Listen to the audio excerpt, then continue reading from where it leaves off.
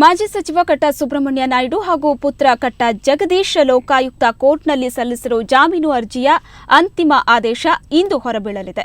KIADB ಪ್ರಕರಣದ ಪ್ರಮುಖ ಆರೋಪಿ ಕಟ್ಟಾ ಸುಬ್ರಹ್ಮಣ್ಯ ನಾಯ್ಡು ಅನಾರೋಗ್ಯ ನಿಮಿತ್ತ ಹೆಚ್ಚಿನ ಚಿಕಿತ್ಸೆಗೆ ಇಂಗ್ಲೆಂಡ್ಗೆ ಹೋಗೋ ಕಾರಣ ನೀಡಿ ಜಾಮೀನು ಅರ್ಜಿಯನ್ನು ಸಲ್ಲಿಸಿದ್ರು. ಇನ್ನು ಪುತ್ರ ಕಟ್ಟಾ ಜಗದೀಶ್ ಒಬ್ಬನೇ ಮಗನಾಗಿದ್ದು ತಂದೆ ಜೊತೆ ಇಂಗ್ಲೆಂಡ್ಗೆ ಹೋಗೋ ಕಾರಣ ನೀಡಿದ್ರು. ಇವರಿಬ್ಬರ ಜೊತೆಗೆ ಇಟಾಸ್ಕಾ ಕಂಪನಿಯ ಶ್ರೀನಿವಾಸ್ ಜಾಮೀನು ಆದೇಶವೂ ಇವತ್ತೇ ಬರಲಿದೆ.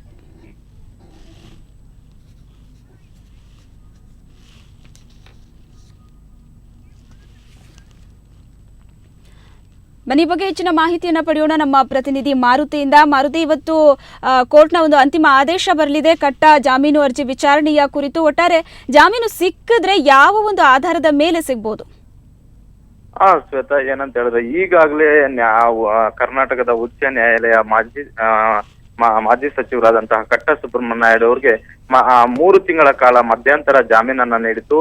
ಅವರ ಅನಾರೋಗ್ಯದ ಹಿನ್ನೆಲೆಯಲ್ಲಿ ಈ ಒಂದು ಜಾಮೀನನ್ನ ನೀಡಿತು. ಒಂದು ವೇಳೆ ನೀವೇನಾದ್ರೂ ಭಾರತದಲ್ಲಿ ನಿಮ್ಮ ಒಂದು ಚಿಕಿತ್ಸೆಗೆ ಔಷಧಿ ಸಿಗಲಿಲ್ಲವೆಂಬ ಪಕ್ಷದಲ್ಲಿ ನೀವು ಲಂಡನ್ಗೆ ಹೋಗಬೇಕಾದಂತಹ ಪರಿಸ್ಥಿತಿ ಬಂದಾಗ ಲೋಕಾಯುಕ್ತ ವಿಶೇಷ ಕೋರ್ಟ್ಗೆ ಹೋಗಿ ಅಲ್ಲಿ ಅರ್ಜಿಯನ್ನ ಸಲ್ಲಿಸುವುದರ ಮೂಲಕ ಒಂದು ವೇಳೆ ನಿಮ್ಮ ಅರ್ಜಿಯನ್ನ ವಿಶೇಷ ಲೋಕಾಯುಕ್ತ ನ್ಯಾಯಾಲಯ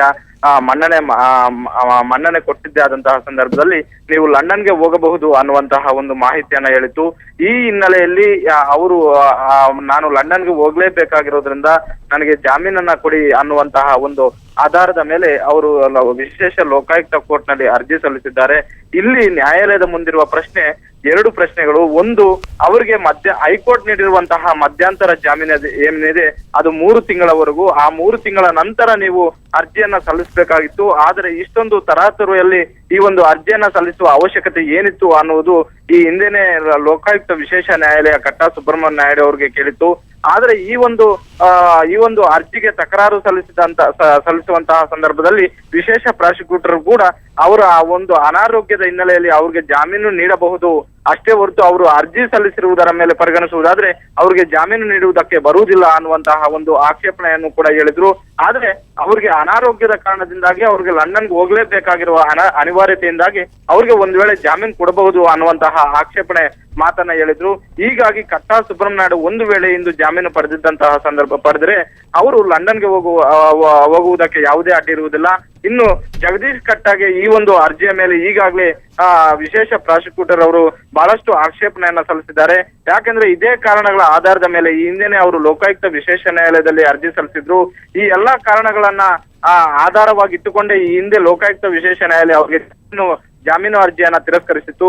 ಹಾಗಾಗಿ ಅವ್ರಿಗೆ ಮತ್ತೆ ಅದೇ ಆಧಾರದ ಮೇಲೆ ಜಾಮೀನು ಕೊಡಬಾರದು ಅನ್ನುವಂತಹ ಆಕ್ಷೇಪಣೆ ಸಲ್ಲಿಸಿದ್ರು. ಆದ್ರೆ ಜೂನಿಯರ್ ಕಟ್ಟಪರ ವಕೀಲರು ಹೇಳುವಂತಹ ಮಾತು, ಕನಿಮೊಳಿಯ ಪ್ರಕರಣವನ್ನ ಅವರು ಉದಾಹರಣೆಯಾಗಿ ತಗೊಂಡ್ರು. ಸುಮಾರು 166 ದಿನಗಳ ನ್ಯಾಯಾಲಯದ ಬಂಧನದಲ್ಲಿದ್ದ ಕನಿಮೊಳಿ ಅವರ ಪ್ರಕರಣದಲ್ಲಿ ಸುಪ್ರೀಂ ಕೋರ್ಟ್ ಒಂದು ನಿರ್ದೇಶನ ನೀಡಿತು. ಅಂದ್ರೆ ಯಾವುದೇ ಆರೋಪಿಯನ್ನ ಸುಮ್ಮನೆ ಅವರನ್ನ ಜೈಲಿನಲ್ಲಿ ಇಡುವುದು ಅಷ್ಟೊಂದು ಸೂಕ್ತವಲ್ಲ, ಅವರ ಒಂದು ವೈಯಕ್ತಿಕ ಸ್ವಾತಂತ್ರ್ಯಕ್ಕೆ ಧಕ್ಕೆ ಬರುತ್ತೆ ಅನ್ನುವಂತಹ ಒಂದು ಆದೇಶವನ್ನ ಕೊಟ್ಟಿತ್ತು. ಈ ಒಂದು ಆದೇಶವನ್ನ ಎತ್ತುಕೊಂಡು ನಾವು ಈಗಾಗಲೇ ಸುಮಾರು 116 ದಿನಗಳಿಗಿಂತಲೂ ಹೆಚ್ಚು ದಿನಗಳ ಕಾಲ ನಾವು ಜೈಲಲ್ಲಿದ್ದೀವಿ, ನಮಗೆ ಜಾಮೀನು ಕೊಡಬೇಕು ಅನ್ನುವಂತಹ ಒಂದು ಮನವಿಯನ್ನ ಸಲ್ಲಿಸಿದ್ದಾರೆ. ಶ್ವೇತಾ, ಧನ್ಯವಾದಗಳು ಮಾರುತಿ ನಿಮ್ಮೆಲ್ಲ ಮಾಹಿತಿಗಾಗಿ.